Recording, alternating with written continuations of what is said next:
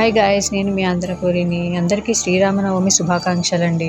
శ్రీరామనవమి అనగానే అందరికీ గుర్తొచ్చేది సీతారాముల వారి కళ్యాణం. మరి ఆ కళ్యాణం చూసేద్దాం రండి. ముందుగా మనం కళ్యాణానికి వెళ్ళిన వెంటనే కంకణం అనేది కడతారనమాట.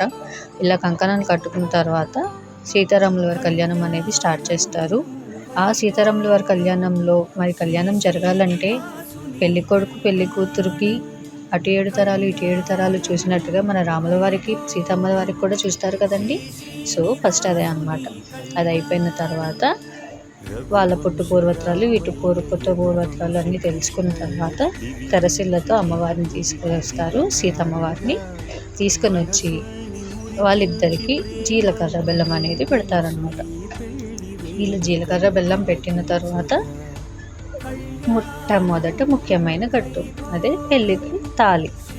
సో ఆ తంతు అయిపోయిన తర్వాత వీళ్ళిద్దరికి తలంబ్రాలు అనమాట. ముందుగా నార్మల్గా తలంబ్రాలు పోస్తారు, తర్వాత ముత్యాల తలంబ్రాలు. ఈ ముత్యాల తలంబ్రాలతో పాటు పువ్వులతో కూడా తలంబ్రాలు అనమాట.